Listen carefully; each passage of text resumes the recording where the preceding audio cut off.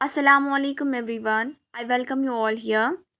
आज आपका mock test 5 है जनरल अवेयरनेस का। मॉक टेस्ट को शुरू करने से पहले अगर आप चैनल पर नए हैं तो उसे ज़रूर सब्सक्राइब करें, बाकियों के साथ शेयर करें। मॉक टेस्ट अच्छे लगे इन्हें ज़रूर लाइक करें।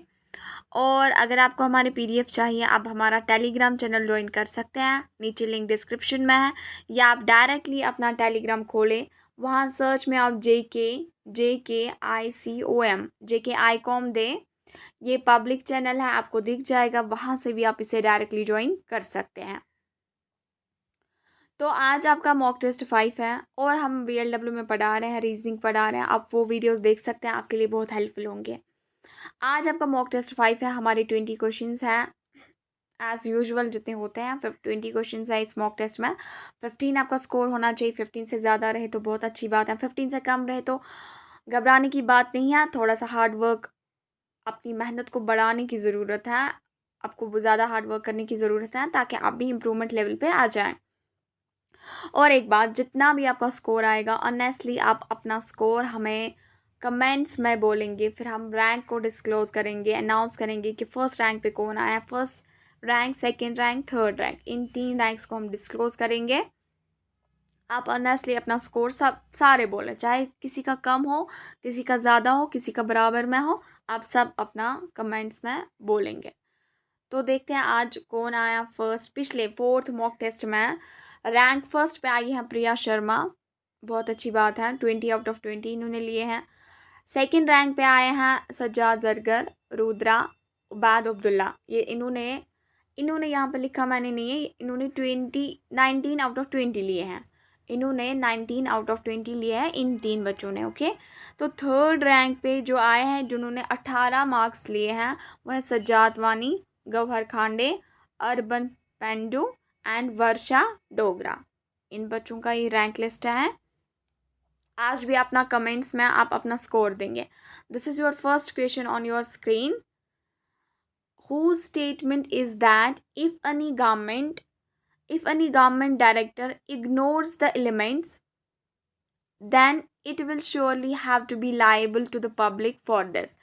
ये कोट या ये स्टेटमेंट, कौन सा स्टेटमेंट जहाँ से कॉमा ऐसा है ना, इन्वर्टेड कॉमर्स, जहाँ से यहाँ तक से लेके यहाँ तक, ये किसने ये कोट बोला है। नीचे कुछ ऑप्शंस हैं। क्या बोला है? If any government director ignores the elements, जो भी इन्होंने एलिमेंट्स रखे होंगे अगर उसका कोई भी गवर्नमेंट ऑफिशियल गवर्नमेंट उसे इग्नोर करेगी तो वो यकीनन लायबल होगी, जवाबदेह होगी, या मतलब जो भी सिचुएशन सामने आएगी पब्लिक को उन्हें जवाब देना ही पड़ेगा। ये किसने बोला है ये स्टेटमेंट? नीचे आपको कुछ ऑप्शंस है। Pandit Jawaharlal Nehru, and second is Mahatma Gandhi, third is doctor B.R. Ambedkar, fourth is doctor Rajendra Prasad. इन तीनों में से आपको खुद से जवाब देना है। The right answer for this question is doctor B.R. Ambedkar. आप जानते हैं इनका कितना योगदान रहा है, मतलब इनका कितना एक्टिव रोल रहा है when India was fighting for the independence. और इन्होंने मतलब लोअर क्लास पीपल के लिए भी कितना लड़ा है, उनके राइट्स के लिए उन्होंने कितना कुछ उनके लिए किया है, क्योंकि he was also from the that class. ये भी एक लोअर क्लास ब्लॉक से ही थे, इसीलिए ये नहीं चाहते थे कि भेदभाव हो जाए, उन पे इन्होंने बहुत वर्क किया है। So he is a great personality throughout India. अभी भी दुनिया इन्हें याद करती है। This is right answer for this question. इन्होंने बहुत सारे कोट्स बोले हैं, ये भी इनका एक कोट है, एक स्टेटमेंट इनका ये भी है। यहाँ देखें, who was the ruler of Lucknow during the revolt of 1857। 1857 जब रिवोल्ट हो गया, आप जानते हैं ये रिवोल्ट बड़ा ही मशहूर है। तो इस टाइम लखनऊ में रूलर कौन था? बेगम हजरत महल, मौलवी लियाकत अली, मौलवी अहमदुल्ला शाह, तात्या तोप। आप खुद से जवाब दें। ये सेकंड क्वेश्चन है, मार्किंग करके हैं क्वेश्चंस को। The right answer for this question is Begum Hazrat Mahal. Begum Hazrat Mahal is the right answer. Question third is on your screen. Which folk music of Rajasthan, art and culture से आपको क्वेश्चन है। Which folk music of Rajasthan is sung to praise water and rain? Rajasthan में वो कौन सा folk music है जिसे गाया जाता है ताकि वो तारीफ़ करते हैं उस दिन वाटर और बारिश की, रेन की। हाँ, नीचे कुछ ऑप्शंस हैं। पब्बू जी की फाद, पानीहारी, पंदावानी, मांद। प्रोनाउंसिएशन आप खुद इनको प्रोनाउंस करें। The right answer is Panihari. अब देखिए वाटर, बारिश, पानी पानी होता है ना, इससे इस ट्रिक के साथ आप याद रख सकते हैं पानीहारी। हाँ, इसमें वाटर और रेन की तारीफ करते रहते हैं। Question 4 is the name Ustad Bismillah Khan is associated with. बोलता है उस्ताद बिस्मिल्लाह खान जो है ना, ये एक पर्सनैलिटी है, ये किससे एसोसिएटेड है? मीन्स ये मशहूर है सितार के साथ, सरुद, शहनाई, बांसुरी, जिसे फ्लूट भी बोलते हैं इंग्लिश में। द राइट आंसर इज शहनाई। शहनाई से बड़े ही मशहूर हैं कौन? इसका एसोसिएशन इसी शहनाई के साथ है, सो that's why Ustad Bismillah Khan is very famous throughout India. Fifth question is at which place, आपको जगह बोली गई है, does Alaknanda and Bhagirathi meet and take the name Ganga.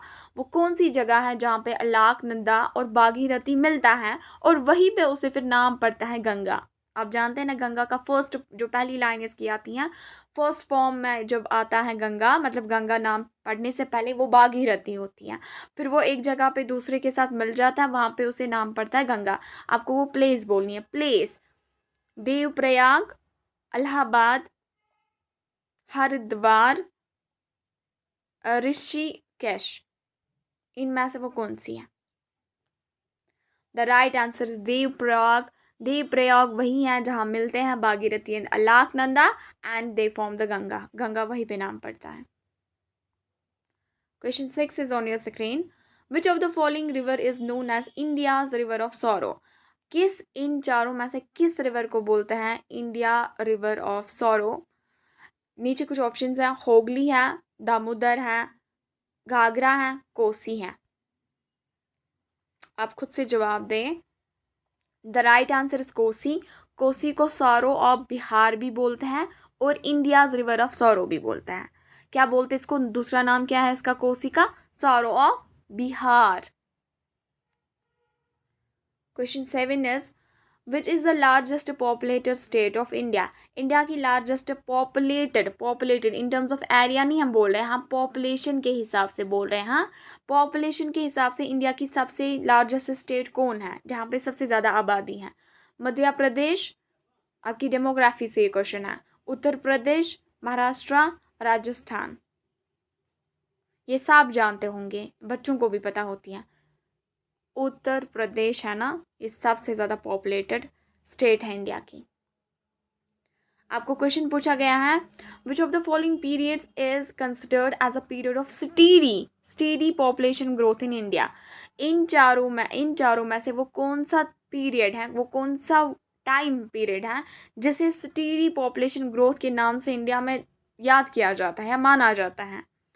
The options are 1981 से 2001 तक। द सेकेंड ऑप्शन इज 1921 से लेकर 1951। थर्ड ऑप्शन इज 1951 से लेकर 1981। फोर्थ ऑप्शन इज 1981 से 2011।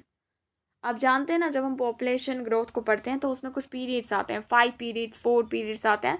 फिर बोलते हैं यहाँ पे स्टैग्नेंट पॉपुलेशन है, फिर बोलते हैं यहाँ से बढ़ने लगी, फिर बोलते हैं मतलब हाई ग्रोथ रेट हो गई, फिर बोलते हैं high birth rates with science of slowing down, क्योंकि मरने की तादाद कम होगी क्योंकि हमने कंट्रोल किया बीमारियों पे, मेडिसिन आ गए, फैसिलिटीज़ आ गई, डेवलपमेंट्स आ गए, सैनिटेशंस आ गई, that's why the death rate is loading day by day. वो एक रीज़न हो जाता है। आपको बोलना है स्टीडी ग्रोथ रेट का कौन सा पीरियड है इंडिया में इन चारों में से? The right answer is 1921 to 1951। इसे बोलते हैं स्टीडी पॉपुलेशन ग्रोथ, 21 से लेके 51। ओके, आपको पूछा गया है what is the definition of sex ratio. बहुत ही इंपॉर्टेंट है, ये पूछता है JKSS भी। डेफिनेशन क्या है सेक्स रेशो की? नीचे आपको 4 ऑप्शंस हैं, नंबर ऑफ डेथ्स पर 1000 लाइव बर्थ्स, पर 1000 लाइव बर्थ्स ऑफ चिल्ड्रन। फिर आपकी सेकंड ऑप्शन है number of women per 1000 man. Third is number of women per 100, 1000 lakh per lakh of man. Number of man per 1000 women? क्या है इसका right answer? The right answer is number of women per 1000 man. ये man के साथ, man और, देखिए sex ratio है ना, इसमें मैन और वुमेन आएगी, इसमें चिल्ड्रन नहीं आएगा। रखा आपने याद? अब यहाँ से भी मैन वुमेन है, लेकिन ये 1 लाख है, यहाँ पे मैन पहले लिखा है, ये नहीं आएगा। हम देखते हैं number of women per 1000 of man in sex ratio. So option B is right answer. आपका 10th क्वेश्चन है, the Indian sea port that is mostly affected by cyclones. आपका वो इंडिया का वो सी पोर्ट बोलना है जो अफेक्ट हो जाता है सबसे ज़्यादा साइक्लोन से। नीचे ऑप्शंस हैं, Kakinada, Visakhapatnam, Paradip, Kandla. The right answer is Paradip. Paradip sea port वो है जहाँ साइक्लोन उसे बहुत ज़्यादा अफेक्ट करता है। 11th question is on your screen. The southernmost port in India is located in the state of. Southernmost port जो साउथ में है ना, सबसे साउथ में जो पोर्ट है इंडिया का, वो किस स्टेट में पड़ता है? आंध्र प्रदेश, तमिलनाडु, केरला, तेलंगाना, किस में पड़ता है? आप खुद से जवाब दें और आप काउंटिंग भी लगाएं आपसे कितने ठीक हो रहे हैं। The right answer is here Tamil Nadu. आप जानते हैं तमिलनाडु भी साउथ में ही है, एक्सट्रीम साउथ पे, तो वही का पोर्ट भी साउदर्न मोस्ट पोर्ट बनता है। The reason for Rajasthan being deficit in rainfall is dash. आप बोले राजस्थान में क्यों बारिश बहुत कम होती है? मतलब वहाँ का रेनफॉल बहुत बहुत बहुत कुछ, मतलब बहुत कम है। The monsoon fail to reach this area, क्या ये रीज़न है? इट्स टू हॉट, क्या ये रीज़न है? बहुत गर्म है Rajasthan. There is no water available and the winds remain dry, कोई पानी नहीं है, विंड्स ड्राई रह जाती हैं, क्या ये रीज़न है? कि ये रीज़न है, the winds do not come across any area to cause necessary uplift to be cooled, क्या ये रीज़न है? आपको जवाब देना है खुद से। Right answer is this option. The winds do not come across any barrier to cause necessary uplift to be cooled. Winds जो राजस्थान में चलती है ना, वो किसी के, मतलब उनका टकराव किसी के साथ नहीं होता। विंड्स का जब टकराव होता है पहाड़ियों के साथ, चोटियों के साथ, तभी कुछ प्रेसिपिटेशन हो जाती है, कोई बर्फबारी हो जाती है, बारिश पड़ जाती है, जो भी उनको पड़ना हो। लेकिन अरावली जो है ना राजस्थान में, वो इस पोजीशनिंग में है। जब विंड्स आती है ना, वो इससे टकराती नहीं है, विंड्स ऐसे चलती हैं, वो इसके पैरेलल में चलती है। आप कोई बोलेगा अरावालीज वहाँ पे हैं, तो वहाँ पे टकराव क्यों नहीं हो रहा विंड्स का? वो अरावालीज के पैरेलल में चली जाती हैं। अगर वो ऐसी आ जाती ना, तो उनका टकराव हो जाता अरावालीज के साथ, वहाँ पे बहुत चांसेस थे कि वहाँ अच्छी खासी बारिश हो जाती। लेकिन वो अरावालीज के पैरेलल में जाती है, इसीलिए या तो इसके ऊपर से चली जाएगी या तो इसके पैरेलल में चली जाएगी, इसके साथ वो टकराव नहीं खाती। दैट्स वाई वहाँ पे कोई बैरियर नहीं बनता विंड्स का, तो वहाँ पे बारिश नहीं होती। फिर this is the reason. Question number 13 is the western coast of India receive very high rainfall in summer mainly due to. Western coast है ना इंडिया का, वो सबसे ज़्यादा रेनफॉल लेता है किस में? समर्स में। समर जब गर्मियाँ होती है ना, समर्स होते हैं ना, तो वेस्टर्न कोस्ट में सबसे ज़्यादा बारिश पड़ती है। क्यों पड़ती है? वजह क्या है? वजह क्या है? क्या वो ट्रॉपिकल रीजन है? क्या वो नियरनेस टू सी है? क्या वो वेस्टर्न घाट्स में है? क्या वो हिमालयाज हैं? आपको वजह बोलनी है। वजह है वहाँ पे वेस्टर्न घाट्स हैं। वेस्टर्न घाट्स ऐसे ऐसे ऐसे ऐसे ऐसे ऐसे ऐसे ऐसे वेस्टर्न घाट्स के साथ जब पहाड़ियाँ टक्कर से विंड्स टकराती हैं, तो यहाँ पे वेस्टर्न कोस्ट पे बहुत ही एक्सट्रीम रेनफॉल हो जाता है। Western Ghats is the right answer for this question. आपके पास क्वेश्चन नंबर 14 है। The country that shares longest border with India is. वो कंट्री बोले जो सबसे ज़्यादा बॉर्डर शेयर करती है इंडिया के साथ। हाँ, लॉन्गेस्ट बॉर्डर करती हैं शेयर। क्या चाइना है, बांग्लादेश है, नेपाल है, पाकिस्तान है? इन चारों कंट्रीज में से आप बोले। The right answer is Bangladesh. Bangladesh यहाँ यहाँ यहाँ नीचे से ना, मतलब अगर हम देखेंगे ईस्ट के नीचे साइड में अगर हम देखेंगे, वहाँ से बांग्लादेश पड़ता है, तो वो हर बाउंड्री के साथ यहाँ यहाँ ऊपर की बाउंड्रीज जो इंडिया की स्टेट्स है वो उनके साथ शेयर करेगा बॉर्डर। तो यहाँ पे आपका 15 क्वेश्चन है, which one of the following is the junction point of the eastern and western Ghats. Junction point कौन है, ये बहुत ही इंपॉर्टेंट, ये पूछा जाता है अक्सर एग्जाम्स में। ईस्टर्न और वेस्टर्न घाट्स का जंक्शन पॉइंट कौन सा है? ईस्टर्न और वेस्टर्न घाट्स कहाँ है? घाट्स है नीचे साउथ में इंडिया का जो साउथ है वहीं पे वेस्टर्न और ईस्टर्न घाट्स है। On the west side there are Western Ghats, on the east side there are Eastern Ghats. उनका जंक्शन पॉइंट कौन सा है? नीचे ऑप्शन है, Javadi Hills, Anamalai Hills, Nilgiri Hills, Shevaroy Hills. The right answer is Nilgiri Hills. इस क्वेश्चन को बिल्कुल ना बोले, बहुत इंपॉर्टेंट है। Question number 16 is on your screen. आपके पास क्वेश्चन है, global warming can significantly be controlled bye. हम ग्लोबल वार्मिंग एक इशू है इस time, it's the world issue, it's issue through the world. इसको हम सिग्निफिकेंटली कंट्रोल कर सकते हैं किससे? नीचे कुछ ऑप्शंस हैं, इंक्रीजिंग सॉलिड वेस्ट, हम इंक्रीज करेंगे सॉलिड वेस्ट, उससे ग्लोबल वार्मिंग कम हो जाएगी, कंट्रोल हो जाएगी। क्या ऐसा हो सकता है? रिड्यूसिंग वाटर वेस्टेज को हमें रिड्यूस करना, बर्निंग ह्यूमन जनरेटेड वेस्ट, हमें बर्निंग ह्यूमन जनरेटेड वेस्ट उसी को बर्न करना चाहिए, रिड्यूसिंग फॉसिल फ्यूल कंजप्शन। इनमें से कौन सा चीज़ हम करेंगे कि उससे ग्लोबल वार्मिंग पे कंट्रोल आ जाएगा?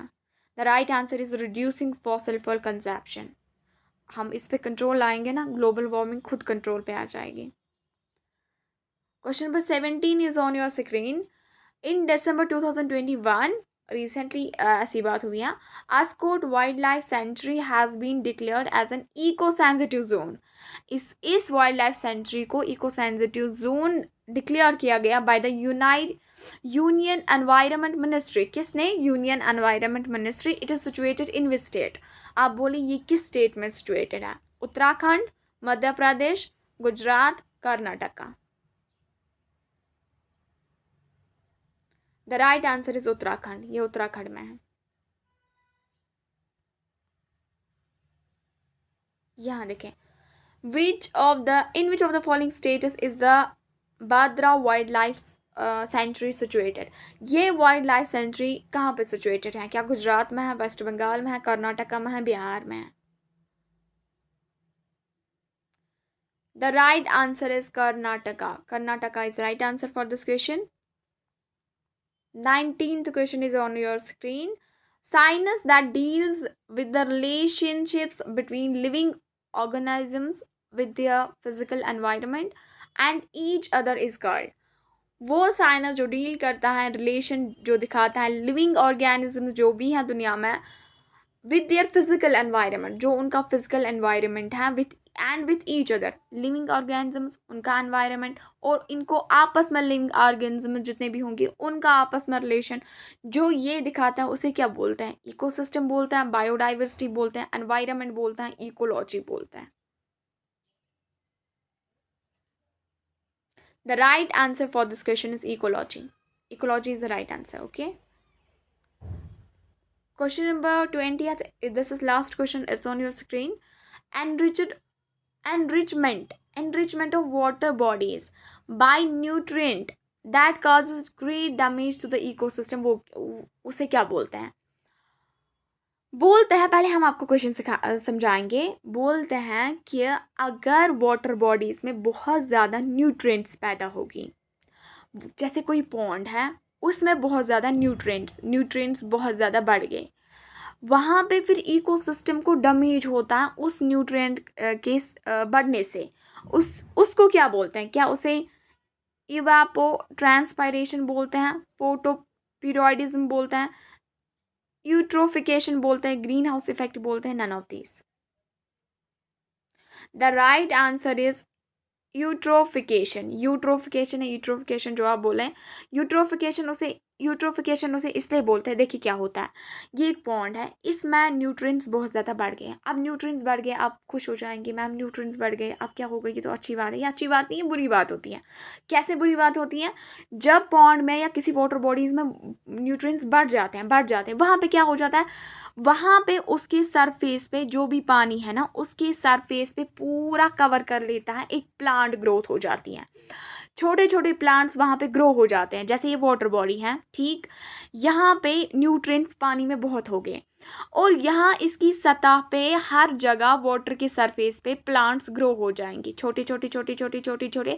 और इतने जामलिंग पे नीचे कुछ दिखता ही नहीं, नीचे पानी है कि क्या है, इतना वहाँ पे वो प्लांट्स ग्रो कर लेते हैं उन न्यूट्रिएंट्स की वजह से। फिर क्या होता है, जो वाटर है ना नीचे से, इसके नीचे जो वाटर एक्वाटिक लाइफ है ना, फिशेस हैं, जो भी हैं, जो पानी में क्रिएचर्स रहते हैं, उनके लिए ऑक्सीजन सप्लाई कम हो जाती है, उनके लिए डिजॉल्व्ड ऑक्सीजन ही कम हो जाता है। With in period of time वो कुछ टाइम के लिए सर्वाइव करेंगे, लेकिन आहिस्ता आहिस्ता वो मरने लगते हैं, वो मर जाते हैं। जब उन्हें ऑक्सीजन की सप्लाई नहीं मिलती तो वो मर जाती हैं। इससे क्या होता है, हमारा एक्वाटिक लाइफ का सिस्टम है ना, वो पूरा बैठ जाता है।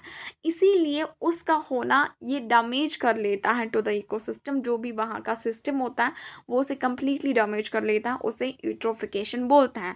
That's why it's not good for the aquatic life, ऐसा नहीं होना चाहिए। Option third is the right answer. So this was today's mock test. आपका जितना भी स्कोर आया आप ज़रूर हमें बोले, आप कमेंट्स में बोले, हम उन्हें ज़रूर देखेंगे। With this, I'm concluding. Have a nice day.